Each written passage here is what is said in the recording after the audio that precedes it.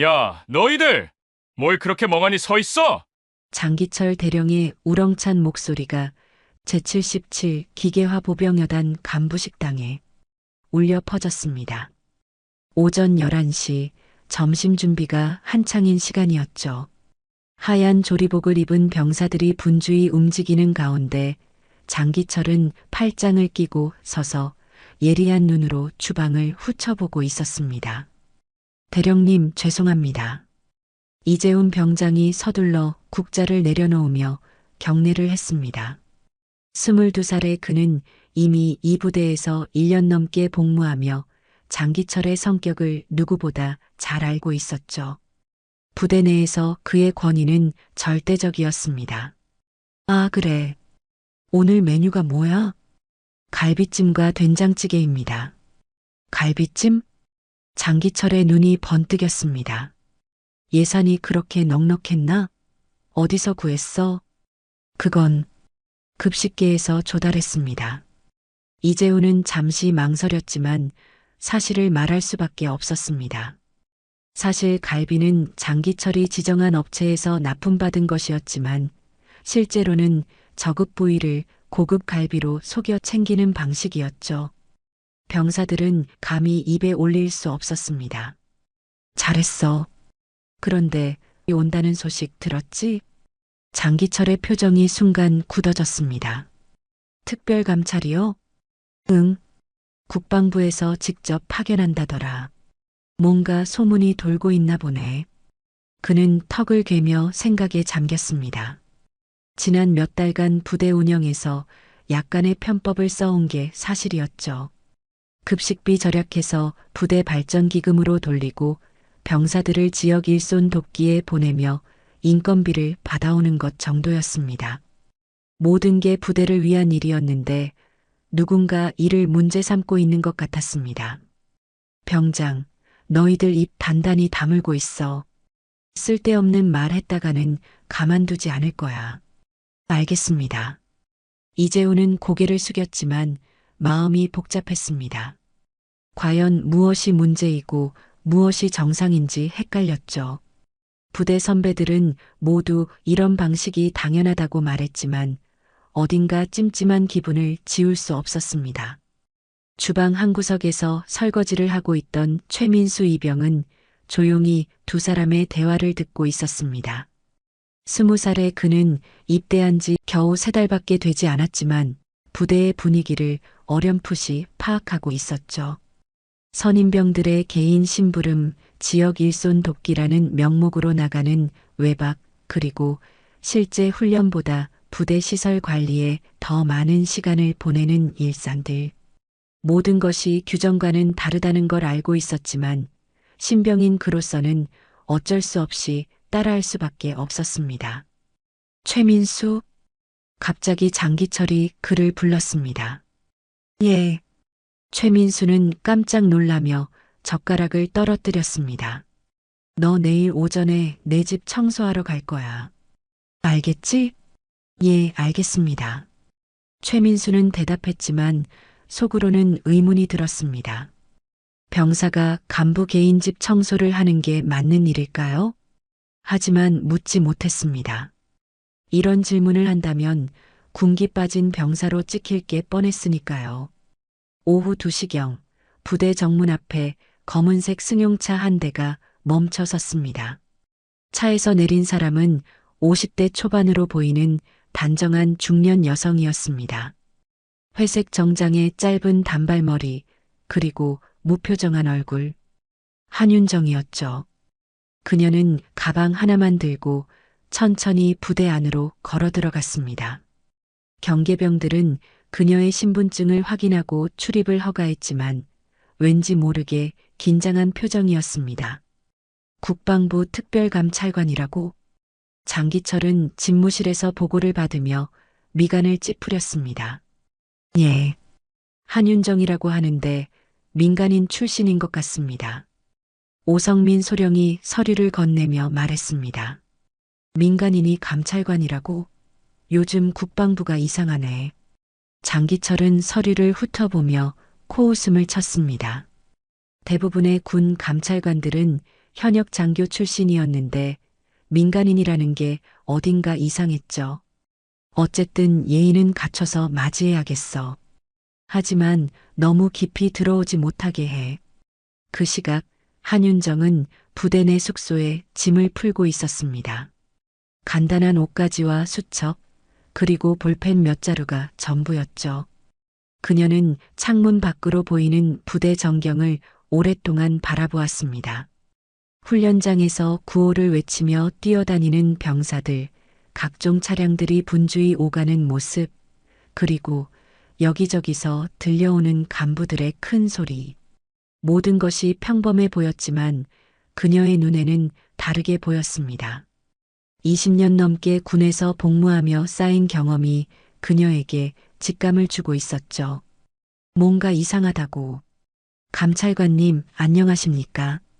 장기철 대령의 우렁찬 목소리가 여단 본부 앞 광장에 울려 퍼졌습니다. 오후 3시 공식적인 환영식이 시작되었죠.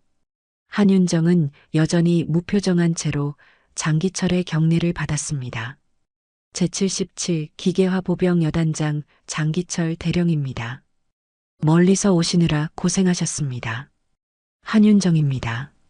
앞으로 며칠간 부대를 살펴보겠습니다. 한윤정의 목소리는 차분하면서도 어딘가 단호했습니다. 그녀는 장기철을 똑바로 쳐다보며 말했는데 그 시선이 묘하게 예리했죠. 장기철은 순간 뭔가 불편함을 느꼈지만 애써 웃음을 지으며 대답했습니다. 물론입니다. 저희 부대는 언제든지 투명하게 공개할 준비가 되어 있습니다. 그렇다면 다행이네요. 한윤정은 작은 수첩을 꺼내 뭔가를 적기 시작했습니다. 그 모습을 본 장기철의 표정이 미묘하게 변했죠. 혹시 무엇을 기록하시는 겁니까? 제가 봐야 할 것들을 정리하는 중입니다. 아, 그렇군요. 그런데 감찰관님은 어떤 배경을 가지고 계신지 궁금합니다. 군 경력이 있으시나요? 장기철의 질문에 한윤정은 잠시 펜을 멈추고 그를 쳐다보았습니다. 필요한 만큼의 경험은 있습니다. 애매한 대답이었습니다. 장기철은 더 캐묻고 싶었지만 상대방이 국방부에서 파견된 감찰관이라는 점을 고려해 참았죠. 그럼 부대 시설부터 둘러보시겠습니까? 먼저 병사들의 생활관을 보고 싶습니다. 생활관이요? 장기철은 당황했습니다. 보통 감찰관들은 사무실이나 훈련 상황부터 보는 게 일반적이었는데 생활관을 먼저 보겠다는 것은 예상치 못한 일이었죠. 네. 병사들이 어떻게 생활하는지 보는 게 가장 중요하다고 생각합니다. 한윤정의 말에 장기철은 어쩔 수 없이 고개를 끄덕였습니다. 알겠습니다. 안내해드리겠습니다. 이재훈 병장은 생활관에서 침대 정리를 하고 있을 때 복도에서 들려오는 발걸음 소리를 들었습니다. 평소보다 더 조심스럽고 긴장된 분위기였죠. 차렷! 누군가의 구령 소리와 함께 생활관 문이 열렸습니다. 장기철 대령과 함께 들어온 중년 여성을 보며 이재훈은 순간 놀랐습니다. 생각보다 평범해 보이는 외모였기 때문이죠. 이분이 국방부에서 오신 감찰관님이다. 인사드려라. 안녕하십니까? 생활관에 있던 병사들이 일제히 경례를 했습니다. 한윤정은 천천히 생활관 안을 둘러보았습니다. 깔끔하게 정리된 침대, 사물함, 그리고 세면대까지 모든 것이 규정대로 잘 관리되어 있는 것처럼 보였죠. 하지만 그녀의 눈에는 다른 것들이 보였습니다. 병사들의 표정에서 느껴지는 긴장감, 너무 완벽하게 정리된 사물함들, 그리고 어딘가 부자연스러운 분위기. 병장님, 한윤정이 갑자기 이재훈을 불렀습니다. 평소에도 이렇게 깔끔하게 정리하나요? 예, 그렇습니다. 이재훈은 대답했지만 속으로는 당황했습니다. 사실 오늘 아침부터 장기철의 지시로 생활관을 완전히 재정비했기 때문이었죠. 평소에는 이렇게까지 완벽하지 않았습니다. 그렇군요. 한윤정은 다시 수첩에 뭔가를 적었습니다. 장기철은 그 모습을 보며 불안함을 느꼈죠. 도대체 무엇을 그렇게 꼼꼼히 기록하는 걸까요? 감찰관님, 이제 급식소를 보시겠습니까? 잠깐만요. 한윤정은 최민수 이병 쪽으로 다가갔습니다.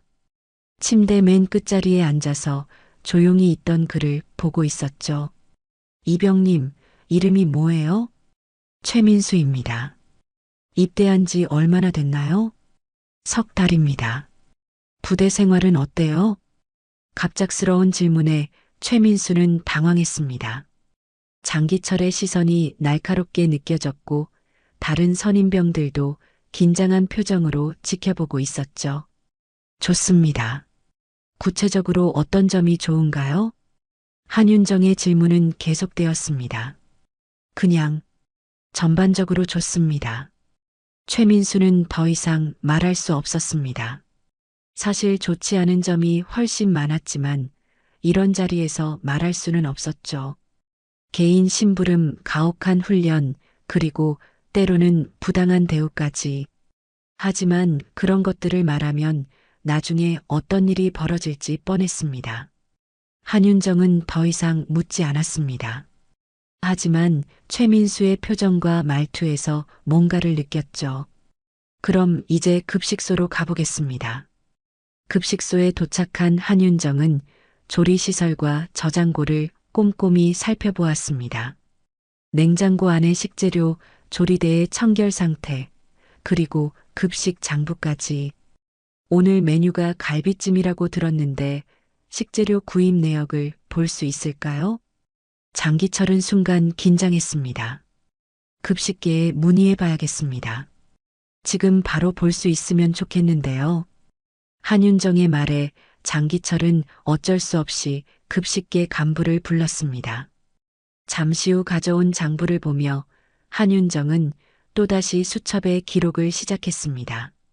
식재료 단가, 납품업체, 그리고 실제 조리량까지 모든 것을 꼼꼼히 확인하고 있었죠.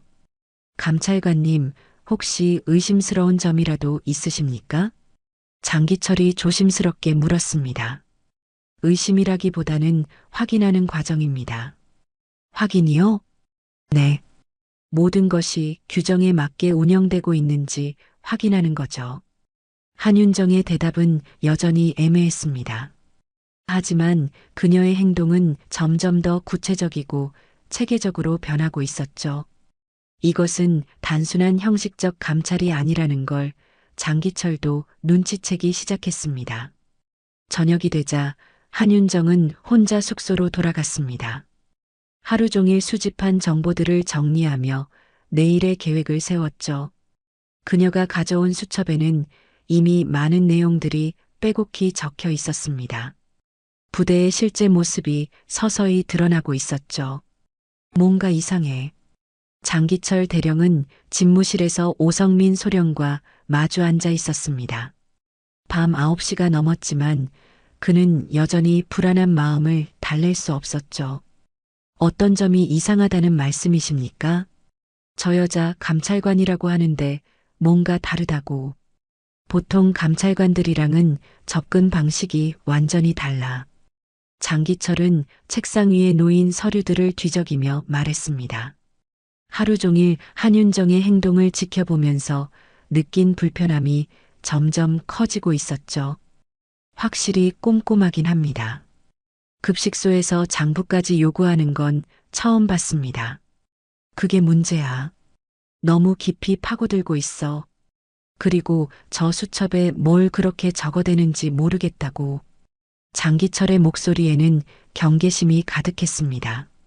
지난 몇 년간 부대를 운영하면서 약간의 편법을 써온 것이 사실이었기 때문이죠. 모든 것이 부대 발전을 위한 일이었지만 외부에서 보면 문제가 될 수 있는 일들이 많았습니다. 혹시 미리 정보를 입수한 건 아닐까요? 오성민이 조심스럽게 말했습니다. 그럴 리가. 우리가 뭘 잘못했다고? 장기철은 단호하게 부정했지만 속으로는 불안했습니다. 급식비 절약을 통한 부대 발전 기금 조성, 병사들의 지역 일손 돕기를 통한 부가 수입, 그리고 각종 훈련비 절약을 통한 부대 시설 개선. 모든 것이 합리적인 부대 운영 방식이라고 생각했지만 규정을 엄격히 따지면 문제가 될 수 있는 부분들이었죠. 내일부터는 좀 더 주의 깊게 지켜봐. 그리고 혹시 모르니까 CCTV도 확인해봐. CCTV요? 응. 저 여자가 정말 감찰관인지 아니면 다른 목적이 있는 건지 확인해야겠어. 장기철의 의심은 점점 깊어지고 있었습니다. 한윤정의 행동 패턴이 일반적인 감찰관과 달랐기 때문이죠. 그 시각 한윤정은 숙소에서 오늘 하루 수집한 정보들을 정리하고 있었습니다. 작은 테이블 위에는 여러 장의 메모지와 수첩이 펼쳐져 있었죠. 급식소 현황, 병사들의 생활 실태, 그리고 부대 전반의 분위기까지 모든 것이 그녀의 꼼꼼한 관찰 결과였습니다. 역시나 한윤정은 작은 한숨을 내쉬며 중얼거렸습니다. 20년 넘게 군에서 복무하며 쌓인 경험이 그녀에게 확신을 주고 있었죠. 이 부대에는 분명히 문제가 있다고. 병사들의 표정, 간부들의 태도, 그리고 너무 완벽하게 준비된 시설들. 모든 것이 겉으로는 문제없어 보였지만 속을 들여다보면 다른 이야기였습니다. 다음 날 아침 한윤정은 일찍 일어나 부대 주변을 산책했습니다. 아직 대부분의 병사들이 기상하기 전 시간이었죠. 그녀는 부대 곳곳을 돌아다니며 평소와 다른 모습들을 관찰했습니다. 정문 근처에서 트럭 한 대가 나가는 것을 보았는데 운전석에는 군복을 입은 병사가 앉아 있었습니다. 저 시간에 무슨 일로 나가는 걸까? 한윤정은 수첩에 시간과 상황을 기록했습니다. 오전 6시 병사가 운전하는 트럭이 부대를 나섰다고. 아침 식사 시간이 되자 한윤정은 급식소로 향했습니다. 병사들과 함께 식사를 하며 자연스럽게 대화를 나누고 싶었죠. 감찰관님, 저희와 함께 식사하시겠습니까? 장기철이 놀란 표정으로 물었습니다. 보통 감찰관들은 간부 식당에서 따로 식사하는 것이 일반적이었거든요. 네. 병사들과 같은 음식을 먹어봐야 급식 상태를 제대로 알 수 있겠죠. 한윤정의 대답에 장기철은 당황했습니다. 예상치 못한 행동이었기 때문이죠. 그럼 제가 안내해 드리겠습니다. 한윤정은 병사들과 함께 줄을 서서 식사를 받았습니다. 밥과 국 그리고 반찬 2가지. 평범해 보이는 메뉴였지만 그녀의 눈에는 다른 것들이 보였습니다. 반찬의 양이 규정보다 적고 국물이 너무 짠맛이었죠. 맛있게 드세요. 이재훈 병장이 배식을 해주며 작은 목소리로 말했습니다. 한윤정은 그의 표정을 유심히 보았습니다. 뭔가 말하고 싶어 하는 것 같았지만 주변 시선 때문에 참고 있는 것 같았죠. 식사를 마친 후 한윤정은 훈련장으로 향했습니다. 오전 훈련이 시작되는 시간이었거든요. 하지만 훈련장에서 본 모습은 의외였습니다. 절반 정도의 병사들만 훈련에 참여하고 있었고 나머지는 보이지 않았죠. 나머지 병사들은 어디에 있나요? 한윤정이 물었습니다. 아, 그들은 부대 시설 관리 업무를 하고 있습니다. 오성민 소령이 대답했습니다. 시설 관리요? 네. 부대 환경 개선을 위한 작업들입니다. 한윤정은 또다시 수첩에 기록했습니다. 훈련 시간에 절반의 병사들이 다른 업무를 하고 있다는 점이 이상했죠. 점심시간이 되자 한윤정은 다시 한번 의외의 행동을 했습니다. 혼자서 부대 주변을 걸어 나간 것이죠. 감찰관님, 어디로 가시는 겁니까? 장기철이 서둘러 따라오며 물었습니다. 잠깐 바람 좀 쐬고 오겠습니다. 혼자 나가시면 안 됩니다. 안전상 문제가. 괜찮습니다. 멀리 가지 않을 테니까요. 한윤정은 단호하게 말하며 부대 밖으로 나갔습니다. 장기철은 불안한 마음으로 그녀를 바라보았죠. 한윤정이 부대 근처 마을을 걷고 있을 때 우연히 한 주민을 만났습니다. 안녕하세요. 아, 안녕하세요. 부대 관계자신가요? 네, 그렇습니다. 요즘 부대에서 나오는 병사들이 많이 보이던데 무슨 일인가요? 주민의 말에 한윤정은 관심을 보였습니다. 어떤 일을 하는 병사들인가요? 글쎄요, 건설 현장이나 농사일 돕는 것 같던데 돈도 받고 하는 것 같고요. 돈을요? 네. 우리 동네 건설업체에서 인부가 부족할 때 부대에 연락하면 병사들이 와서 일해줘요. 물론 일당은 부대로 들어가는 것 같지만요. 한윤정은 충격을 받았습니다. 병사들을 외부 일용직으로 내보내고 대가를 받는다는 것은 명백한 규정 위반이었죠. 그런 일이 자주 있나요? 요즘 들어서는 거의 매일이에요. 특히 주말에는 더 많이 와요. 한윤정은 조용히 고개를 끄덕이며 모든 내용을 기억해 두었습니다. 부대로 돌아온 그녀를 본 장기철은 더욱 불안해했습니다. 어디 다녀오셨습니까? 그냥 주변 구경했습니다. 혹시 누구라도 만나셨나요? 장기철의 질문에 한윤정은 잠시 그를 쳐다보았습니다. 왜 그런 걸 물으시죠? 아니, 그냥 안전이 걱정되어서요. 걱정해 주셔서 고맙습니다. 한윤정은 더 이상 대답하지 않고 숙소로 향했습니다. 하지만 장기철의 의심은 더욱 깊어지고 있었죠. 저녁이 되자 장기철은 보안 담당자를 불렀습니다. 오늘부터 저 여자 행동을 모두 기록해. 어디 가고 누구 만나는지 다 확인하고. 감찰관을 감시하라는 말씀이십니까? 감시가 아니라 안전을 위한 거야. 혹시 모르잖아. 장기철의 지시에 따라 한윤정에 대한 은밀한 감시가 시작되었습니다. 그녀의 모든 행동이 기록되기 시작했죠. 하지만 한윤정 역시 이런 분위기를 눈치채고 있었습니다. 20년 넘게 군에서 쌓은 경험이 그녀에게 직감을 주고 있었거든요. 이 부대에는 숨겨진 것들이 많다고. 그리고 그것들을 밝혀내는 것이 그녀의 임무라고. 간첩이야. 장기철 대령의 단호한 목소리가 여단 간부회의실에 울려 퍼졌습니다. 오전 9시 긴급히 소집된 주요 간부들이 모여 있었죠. 오성민 소령, 박지훈 헌병대장, 그리고 각 대대장들까지 모두가 긴장한 표정으로 장기철을 바라보고 있었습니다. 대령님, 그게 무슨 말씀이십니까? 오성민이 조심스럽게 물었습니다. 어젯밤 CCTV를 확인해 봤는데 저 여자가 이상한 행동을 하고 있어. 장기철은 책상 위에 여러 장의 사진을 펼쳐 놓았습니다. 한윤정이 부대 주변을 돌아다니며 뭔가를 관찰하는 모습들이었죠.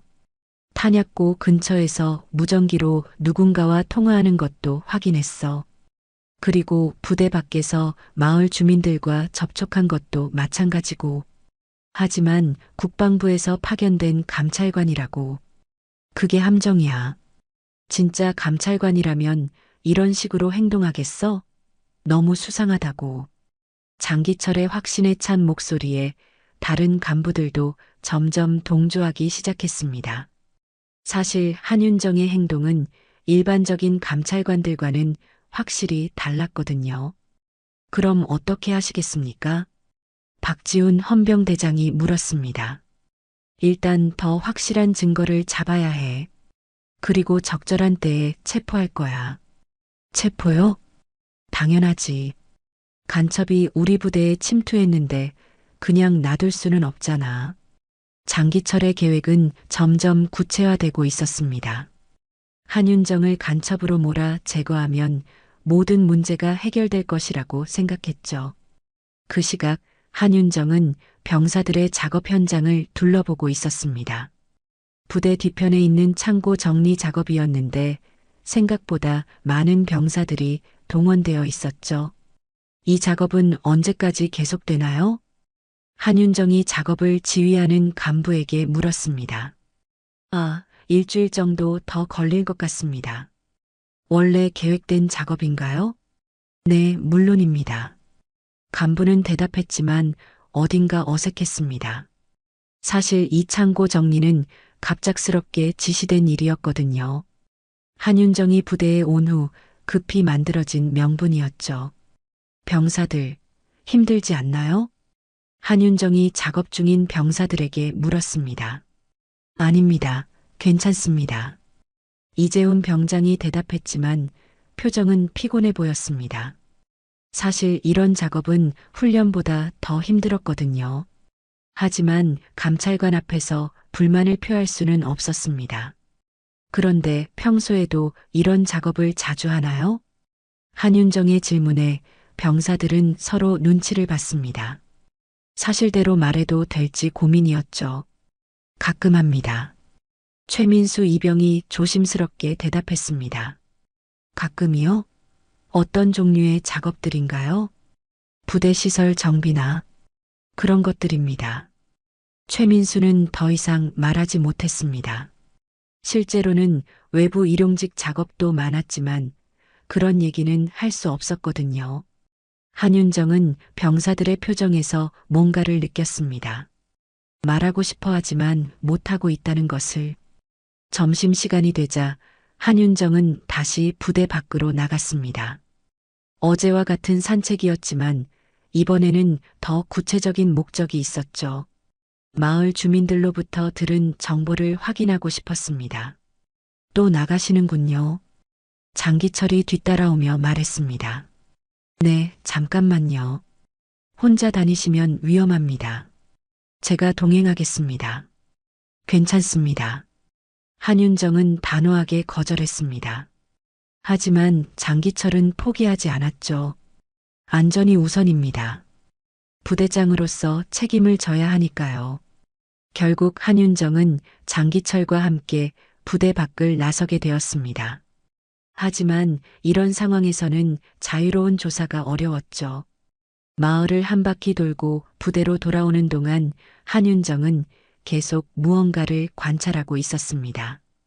건설 현장에서 일하는 사람들, 농장에서 작업하는 모습들, 그 중에는 분명히 군복을 입은 사람들도 있었죠. 저기 군복 입은 사람들이 보이는데요. 한윤정이 지적했습니다. 그들은 지역사회 봉사활동을 하는 병사들입니다. 장기철이 재빨리 대답했습니다. 봉사활동이요? 네. 지역 주민들을 도와주는 거죠. 좋은 일 아닙니까? 물론 좋은 일이죠. 그런데 훈련 시간에 이런 활동을 해도 되나요? 한윤정의 질문에 장기철은 잠시 당황했습니다. 훈련과 봉사활동을 병행하고 있습니다. 한윤정은 더 이상 묻지 않았지만 수첩에는 모든 것을 기록했습니다. 부대로 돌아온 후 한윤정은 숙소에서 지금까지 수집한 정보들을 정리했습니다. 병사들의 외부 작업, 급식비 문제, 그리고 훈련 시간의 비정상적 운영까지 모든 것이 하나씩 연결되고 있었죠. 저녁 8시경 한윤정은 부대 주변을 산책하러 나갔습니다. 탄약고 근처를 지나가면서 그녀는 잠시 멈춰섰죠. 주변을 둘러본 후 작은 무전기를 꺼내 통화를 시작했습니다. 여기 한윤정입니다. 진행 상황은 어떻습니까? 무전기 너머로 남성의 목소리가 들려왔습니다. 예상대로입니다. 여러 가지 문제점들이 확인되고 있어요. 구체적인 내용은 병사들의 외부 노동력 착취, 급식비 문제, 그리고 훈련 과정의 문제까지 체계적인 비리가 의심됩니다. 증거는 충분히 확보했습니까? 아직 더 필요합니다. 결정적인 증거가 있어야 해요. 알겠습니다. 조심하시고 필요하면 언제든 연락 주세요. 네, 알겠습니다. 한윤정이 무전을 마치고 돌아서는 순간 저 멀리서 누군가 자신을 지켜보고 있다는 느낌을 받았습니다. 하지만 주변을 둘러봐도 아무도 보이지 않았죠. 그 시각 장기철은 보안실에서 한윤정의 무전 내용을 녹음한 테이프를 듣고 있었습니다. 이제 확실해졌어. 그의 얼굴에는 확신에 찬 표정이 떠올랐습니다. 내일 아침에 공개적으로 체포할 거야. 모든 장병들이 보는 앞에서. 정말로 하시겠습니까? 오성민이 걱정스럽게 물었습니다. 당연하지. 간첩을 잡은 건데 뭘 망설여. 장기철의 계획이 최종 확정되었습니다. 다음 날 아침 전체 집합을 통해 한윤정을 간첩으로 체포하겠다는 것이었죠. 하지만 그들이 모르는 사실이 하나 있었습니다. 한윤정이 진짜 누구인지에 대해서 말이죠. 전체 집합. 아침 8시 장기철 대령의 우렁찬 목소리가 부대 전체에 울려 퍼졌습니다. 비상집합이었죠.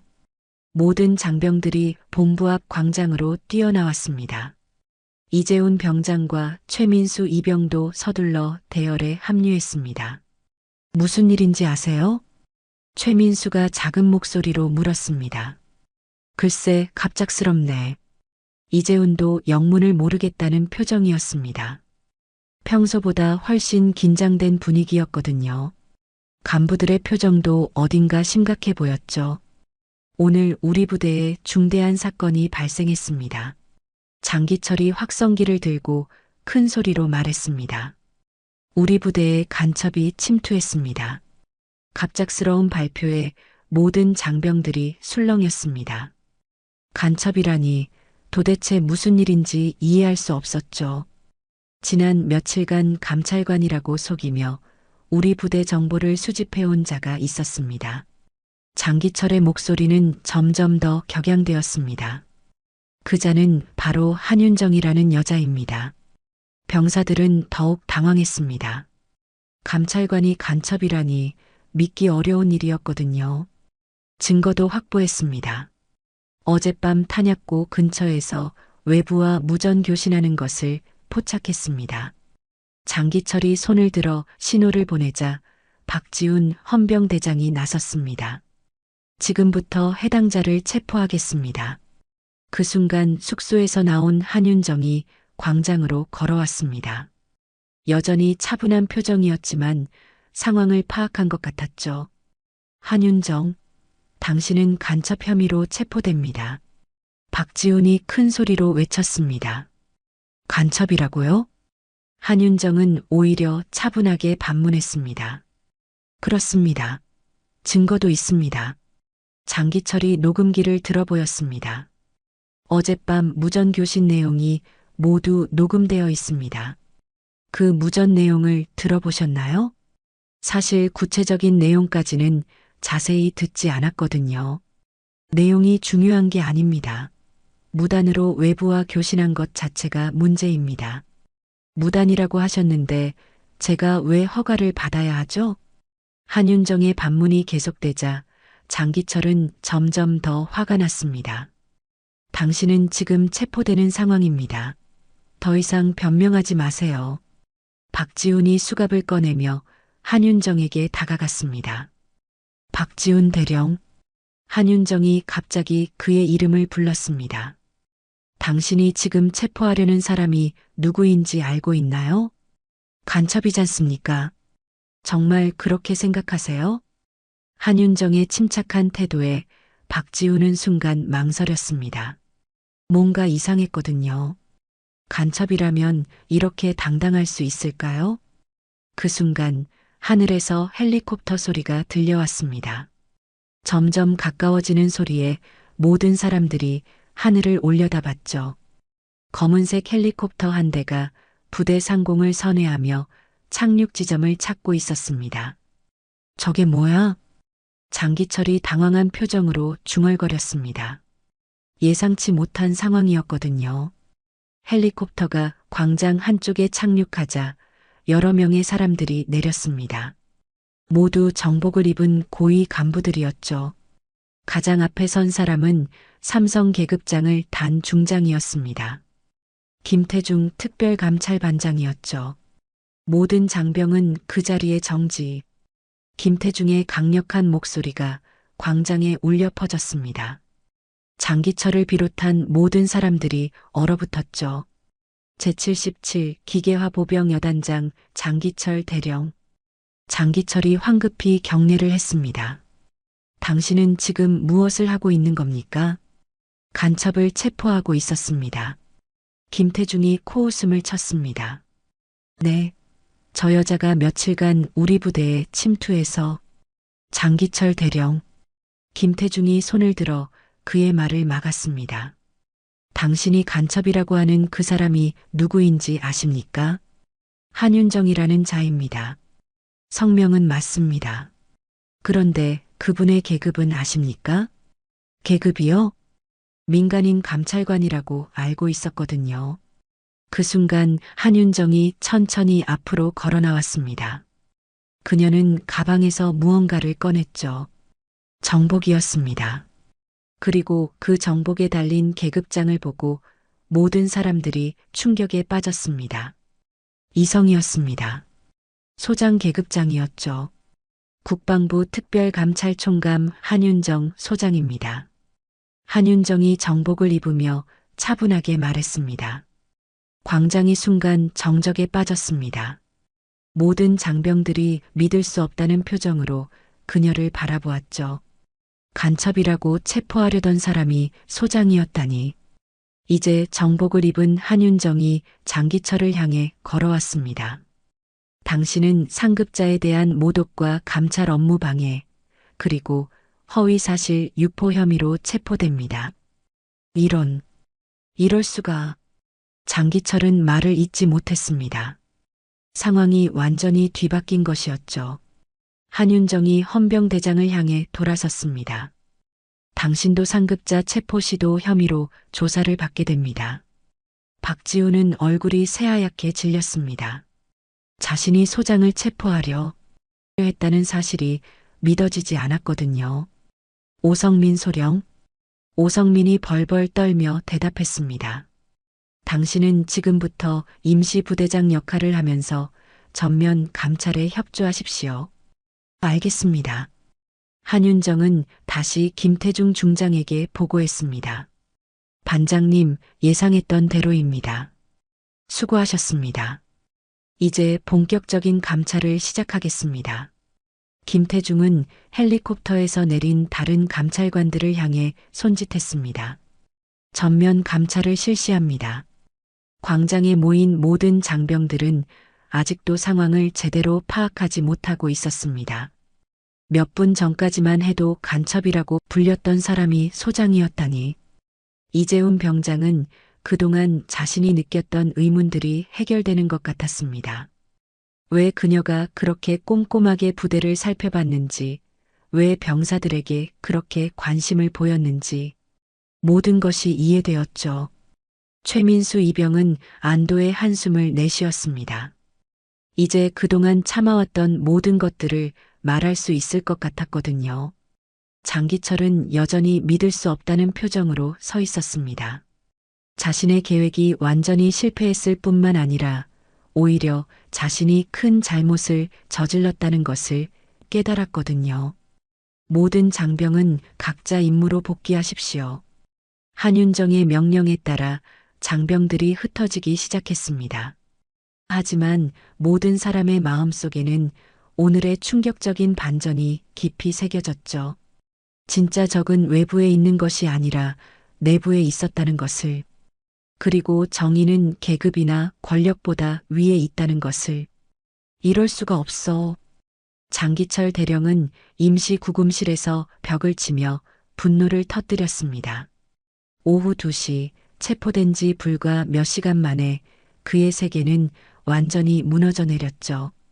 대령님, 진정하세요.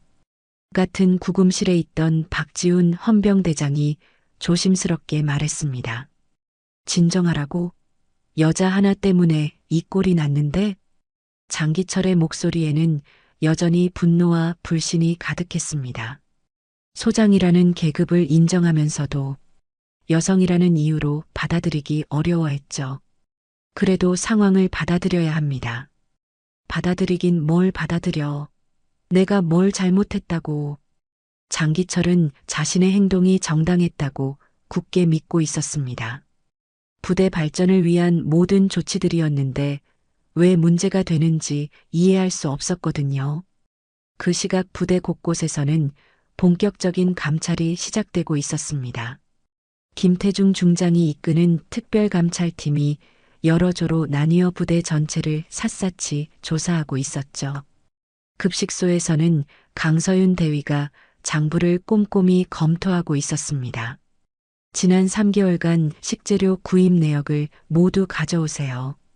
급식계 간부가 서류를 가져오며 식은땀을 흘렸습니다. 이미 문제가 될 부분들을 알고 있었거든요. 이상하네요. 갈비 구입 단가가 시중가보다 훨씬 높은데 실제로는 저급 부위가 납품되었다는 증언이 있습니다. 강서윤의 지적에 급식계 간부는 대답하지 못했습니다. 차액이 어디로 갔는지 뻔했기 때문이죠.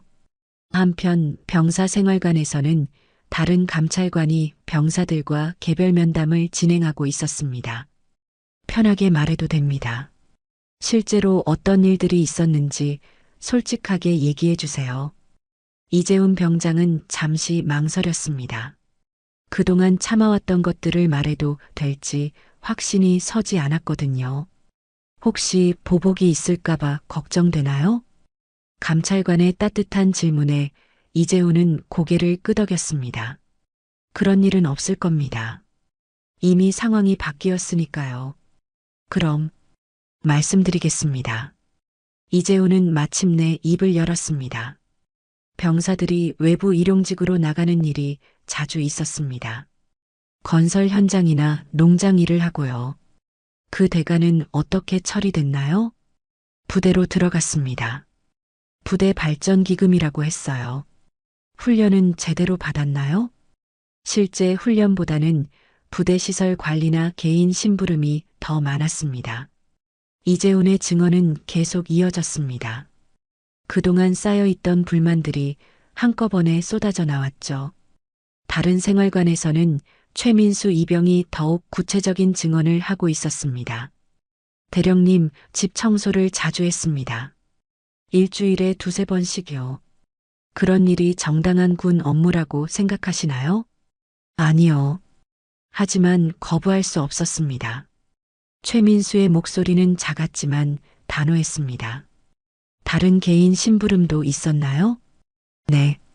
장보기, 차량 세차, 개인 농장 일 등 여러 가지가 있었습니다. 얼마나 자주요? 거의 매일이었습니다. 특히 주말에는 더 심했어요. 최민수의 증언을 듣던 감찰관은 심각한 표정을 지었습니다. 이는 명백한 병사 개인 사용이었기 때문이죠. 오후 5시경 한윤정은 김태중 중장과 함께 임시로 마련된 감찰본부에서 그동안의 조사 결과를 정리하고 있었습니다. 예상보다 심각합니다. 강서윤 대위가 보고서를 내밀며 말했습니다. 급식비 횡령만 해도 지난 1년간 3천만 원이 넘습니다. 병사들의 외부 노동력 착취는 어떻습니까? 김태중이 물었습니다. 주 단위로 이루어졌고 받은 대가는 모두 부대 발전기금이라는 명목으로 장기철 대령이 개인적으로 관리했습니다. 개인 심부름은요? 거의 매일 있었습니다. 집 청소, 장보기, 농장 일 등 다양한 형태로 이루어졌어요. 한윤정은 보고를 들으며 깊은 한숨을 내쉬었습니다. 20년 넘게 군에서 복무하면서도 이렇게 체계적인 비리는 처음 봤기 때문이죠. 훈련 실적도 조작되어 있습니다. 또 다른 감찰관이 추가 보고를 했습니다. 실제로는 절반도 못했으면서 완료한 것으로 보고했어요. 안전사고 은폐는 없었나요? 2건이 확인됐습니다.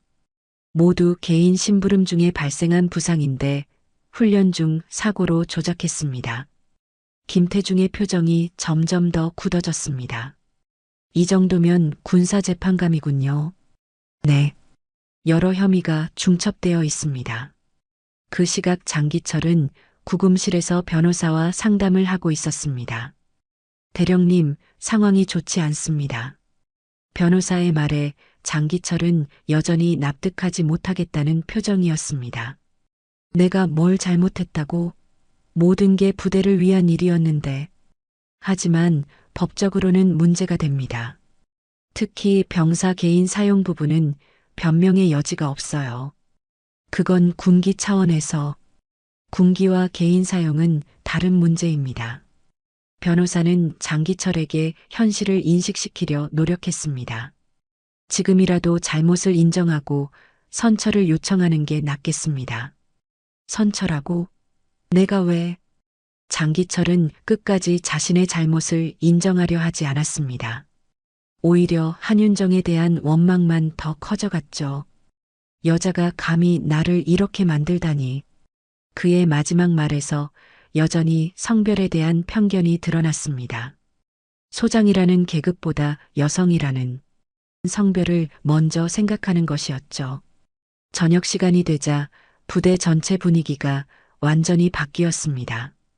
병사들은 처음으로 자유롭게 숨을 쉴 수 있게 되었죠. 이제 정말 끝난 건가요? 최민수가 이재훈에게 물었습니다. 그런 것 같아. 더 이상 개인 심부름은 없을 거야. 다행이에요. 정말 힘들었거든요.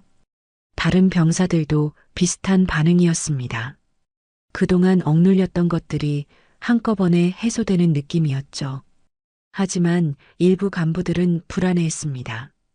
자신들도 연루될 수 있다는 생각 때문이었거든요. 오성민 소령은 임시 부대장 역할을 하면서 복잡한 심정이었습니다.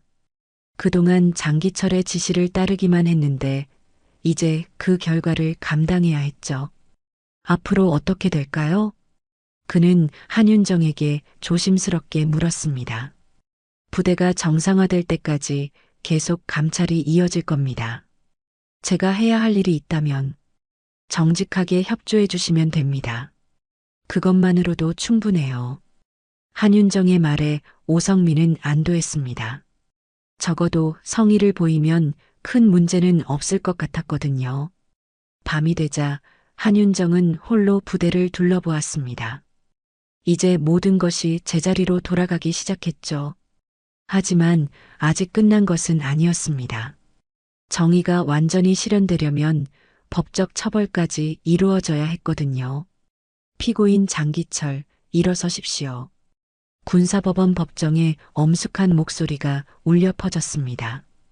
오전 10시 제77 기계화 보병여단 비리 사건의 공판이 시작되었죠. 장기철은 수갑을 찬 채로 피고인석에서 일어났습니다. 한 달 전까지만 해도 당당했던 그의 모습은 이제 찾아볼 수 없었습니다. 며칠간 계속된 조사와 구속 생활로 초췌해진 얼굴이었죠. 피고인은 병사 개인 사용, 급식비 횡령, 훈련 실적 조작, 감찰 방해 등 총 12개 혐의로 기소되었습니다. 판사의 차분한 목소리가 법정에 퍼졌습니다. 방청석에는 한윤정을 비롯해 여러 관계자들이 앉아 있었죠. 이재훈 병장과 최민수 이병도 증인으로 출석해 있었습니다. 검사, 모두 진술하십시오. 네. 피고인 장기철은 지난 2년간 체계적이고 지속적으로 군 규정을 위반했습니다. 검사가 기소장을 읽기 시작했습니다. 첫째, 병사들을 개인 심부름에 사용했습니다. 집 청소, 장보기, 농장 일 등을 시켰고 이는 명백한 개인 사용에 해당합니다. 장기철의 얼굴이 굳어졌습니다. 하지만 여전히 자신이 크게 잘못했다는 생각은 없었죠. 둘째, 병사들을 외부 일용직으로 내보내고 그 대가를 착복했습니다. 1년간 총 5천만 원에 달하는 금액입니다. 셋째, 급식비를 횡령했습니다. 저급 식재료를 고급으로 속여 차액을 빼돌린 금액이 3천만 원입니다. 검사의 기소 내용은 계속 이어졌습니다. 훈련 실적 조작, 안전사고 은폐, 그리고 감찰 방해까지 모든 것이 구체적인 증거와 함께 제시되었죠. 이러한 행위들은 군의 기강을 해치고 병사들의 인권을 침해한 중대한 범죄입니다. 검사의 마지막 말에 장기철은 고개를 저었습니다. 여전히 납득할 수 없다는 표정이었죠. 변호인, 변론하십시오. 네. 피고인의 행위는 모두 부대 발전을 위한 것이었습니다. 장기철의 변호사가 일어나 변론을 시작했습니다. 급식비 절약도 병사들의 외부 활동도 모두 부대를 위한 것이었습니다. 개인적 이익을 추구한 것이 아닙니다. 하지만 변호사의 목소리에는 확신이 없었습니다. 증거가 너무나 명확했기 때문이죠. 특히 감찰 방해 부분은 오해에서 비롯된 것입니다. 진짜 감찰관인 줄 몰랐기 때문에. 변호인, 판사가 말을 끊었습니다. 신분을 확인하지 않고 간첩으로 몰아간 것 자체가 문제 아닙니까? 그것은 부대 보안을 위한 조치였습니다. 변호사도 더 이상 변론하기 어려웠습니다. 증인 이재훈 병장, 증언대로 나오십시오. 이재훈이 긴장한 표정으로 증언대에 섰습니다. 한 달 전까지만 해도 장기철 앞에서 말도 제대로 못했던 그였지만 이제는 달랐죠. 증인은 피고인으로부터 어떤 지시를 받았습니까? 개인집 청소, 장보기, 농장 일 등을 지시받았습니다. 이재훈의 목소리는 작지만 분명했습니다. 얼마나 자주였습니까? 거의 매일이었습니다. 특히 주말에는 하루 종일 개인 일을 했습니다. 그런 일이 군 업무라고 생각했습니까? 이재훈의 증언을 듣던 장기철은 불편한 표정을 지었습니다. 자신이 그렇게 심하게 시켰다는 생각은 없었거든요. 증인 최민수 이병, 나오십시오. 최민수도 떨리는 목소리로 증언을 시작했습니다. 대령님, 집에서 청소하다가 다친 적이 있습니다. 어떻게 다쳤습니까? 무거운 가구를 옮기다가 허리를 삐었습니다. 그 후 어떻게 처리됐습니까? 훈련 중 부상으로 처리됐습니다. 개인 심부름 중 다친 거라고 말하지 말라고 했습니다. 최민수의 증언에 법정이 술렁였습니다. 안전사고까지 은폐했다는 것이 확인된 순간이었죠. 피고인에게 마지막 변론 기회를 주겠습니다. 판사의 말에 장기철이 일어났습니다. 저는 부대를 위해서 한 일입니다. 그의 목소리는 떨리고 있었습니다. 모든 것이 부대 발전을 위한 것이었는데 왜 이렇게 된 건지 모르겠습니다. 그럼 병사들을 개인 심부름에 사용한 것도 부대를 위한 것이었습니까? 판사의 질문에 장기철은 대답하지 못했습니다. 그리고 한윤정 소장을 간첩으로 몰아간 것도 부대를 위한 것이었습니까? 그건 여자가. 장기철이 말을 잇지 못하자 법정이 조용해졌습니다. 그의 진짜 속마음이 드러나는 순간이었죠. 여성이라는 이유로 무시하고 의심했다는 것이. 피고인은 아직도 자신의 잘못을 인정하지 않고 있습니다. 판사의 목소리에는 실망이 섞여 있었습니다. 재판부는 피고인 장기철에게 징역 7년을 선고합니다. 7년이라고요? 장기철이 믿을 수 없다는 표정으로 외쳤습니다. 또한 군에서 영구 제명되며 추징금 8천만 원을 부과합니다. 판사의 선고가 끝나자 법정이 술렁였습니다. 예상보다 무거운 형량이었기 때문이죠. 공범인 박지훈 대령은 징역 3년, 기타 간부들은 각각 1년에서 2년의 형을 선고합니다. 모든 선고가 끝나자 장기철은 주저앉았습니다. 여전히 현실을 받아들이지 못하는 모습이었죠. 여자가 감히, 여자가 나를. 그의 마지막 중얼거림에서도 성별에 대한 편견이 드러났습니다. 방청석에 앉아있던 한윤정은 조용히 그를 바라보았습니다. 안타까운 마음이 들었지만 정의는 반드시 실현되어야 한다고 생각했죠. 정의는 계급이나 성별보다 위에 있습니다. 한윤정이 작은 목소리로 중얼거렸습니다. 이재훈과 최민수는 안도의 한숨을 내쉬었습니다. 이제 정말로 모든 것이 끝났다는 생각이 들었거든요. 법정을 나서면서 한윤정은 두 병사에게 다가갔습니다. 고생 많았어요. 용기 있는 증언 덕분에 정의가 실현됐습니다. 감사합니다. 소장님 덕분입니다. 이재훈이 깊이 고개를 숙였습니다. 아니에요. 여러분이 진실을 말해준 덕분이에요. 한윤정의 따뜻한 말에 두 병사는 감동했습니다. 계급이 높으면서도 이렇게 따뜻할 수 있다는 것이 신기했거든요. 앞으로도 정의로운 군인이 되세요. 네, 꼭 그렇게 하겠습니다. 최민수가 힘차게 대답했습니다. 법원을 나서며 한윤정은 하늘을 올려다봤습니다. 오랜 시간이 걸렸지만 결국 정의가 승리했죠. 하지만 아직 해야 할 일이 남아 있었습니다.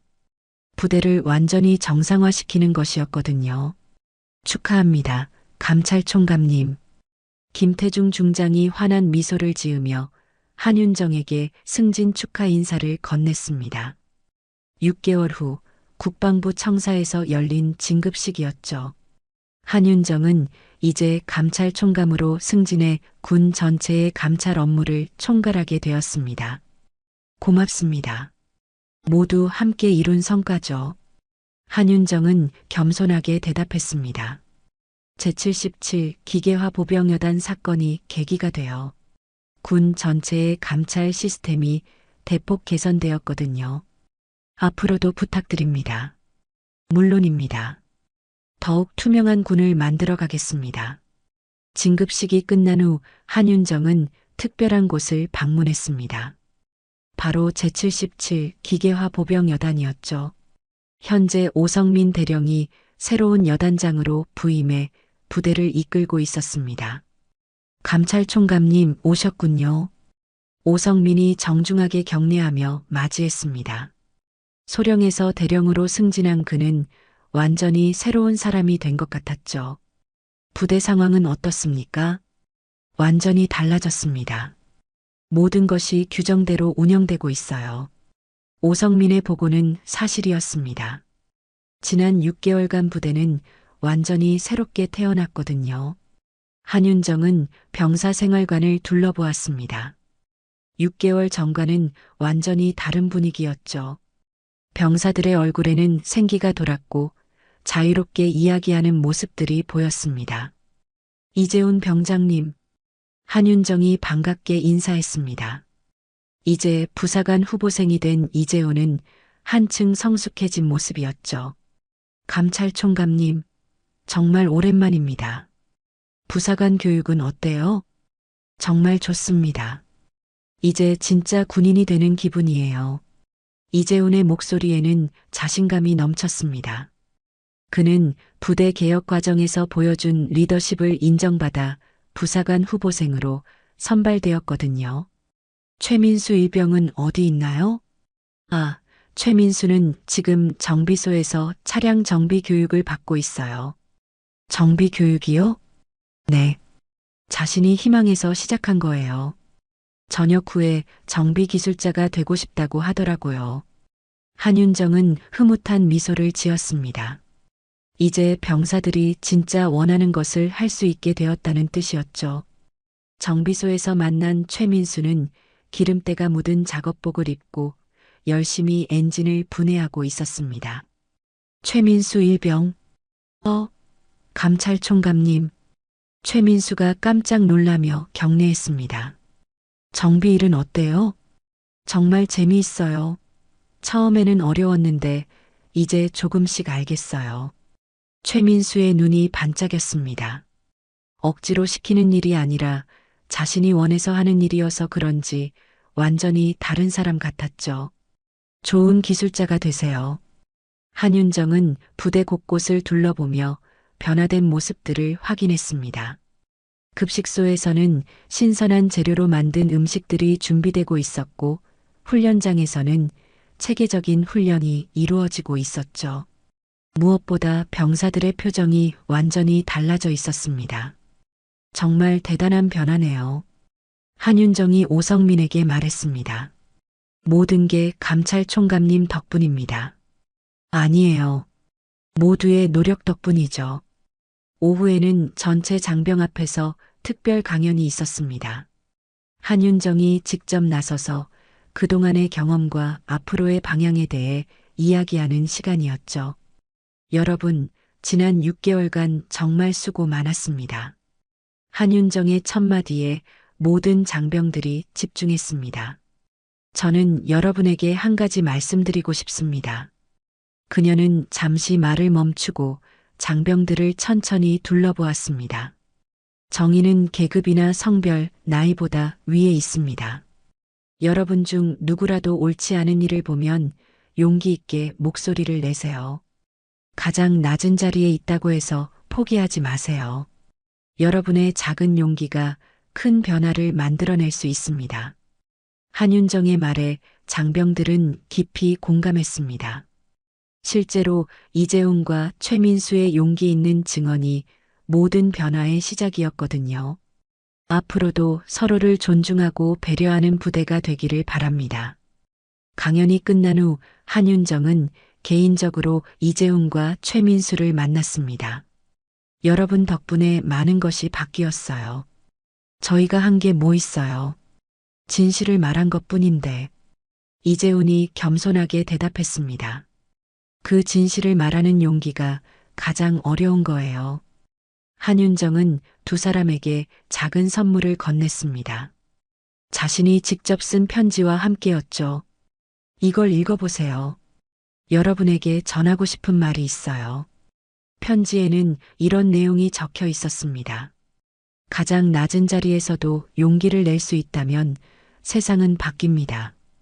여러분이 그것을 증명해 주었습니다. 앞으로도 정의로운 마음을 잃지 마세요. 그것이 진짜 군인의 모습입니다. 두 사람은 편지를 읽으며 눈물을 글썽였습니다. 자신들의 작은 용기가 이렇게 큰 의미를 가졌다는 것이 감동적이었거든요. 저녁이 되자 한윤정은 부대를 떠날 준비를 했습니다. 떠나기 전 마지막으로 부대 전체를 둘러보았죠. 밤하늘 아래 조용히 빛나고 있는 부대의 모습이 평화로워 보였습니다. 이제 정말 괜찮을 것 같네요. 오성민이 옆에서 말했습니다. 네. 하지만 계속 지켜봐야 해요. 언제든 다시 문제가 생길 수 있으니까요. 물론입니다. 항상 경계를 늦추지 않겠습니다. 한윤정은 차에 오르기 전 한 번 더 부대를 바라보았습니다. 이곳에서 보낸 며칠이 자신의 인생에서 가장 의미 있는 시간 중 하나였다고 생각했죠. 감찰총감님, 뒤에서 누군가 부르는 소리가 들렸습니다. 돌아보니 이재훈과 최민수가 뛰어오고 있었습니다. 마지막 인사를 못 드릴 뻔했어요. 고맙습니다. 정말로요. 제가 더 고마워요. 여러분이 있어서 이 모든 일이 가능했어요. 한윤정은 두 사람과 마지막 악수를 나누었습니다. 앞으로도 서로 돕고 살아가세요. 차가 출발하면서 한윤정은 창밖을 바라보았습니다. 부대의 불빛들이 점점 멀어져 갔지만 그곳에서 일어난 변화는 영원히 계속될 것이라고 확신했죠. 다음 날 아침 한윤정은 새로운 사무실에서 업무를 시작했습니다. 책상 위에는 전국 각지에서 온 감찰 요청서들이 쌓여 있었죠. 여전히 해야 할 일들이 많았습니다. 하지만 이제 확신이 생겼습니다. 정의는 반드시 승리한다는 것을, 그리고 가장 작은 용기도 세상을 바꿀 수 있다는 것을. 한윤정은 새로운 사건 파일을 열며 미소 지었습니다. 오늘도 정의를 위한 하루가 시작되었거든요. 제77 기계화 보병 여단은 이제 전국에서 가장 모범적인 부대 중 하나로 인정받고 있었습니다. 그리고 그곳에서 복무하는 모든 장병들은 자부심을 가지고 있었죠. 진짜 군인이 무엇인지, 진짜 정의가 무엇인지 알고 있었기 때문입니다. 이재훈은 훌륭한 부사관이 되어 후배들을 지도하고 있었고, 최민수는 뛰어난 정비 기술자로 성장하고 있었습니다. 그리고 한윤정은 계속해서 군 전체의 정의를 지키는 파수꾼 역할을 하고 있었죠. 모든 것이 제자리를 찾아가고 있었습니다. 정의가 승리한 세상에서 말이죠.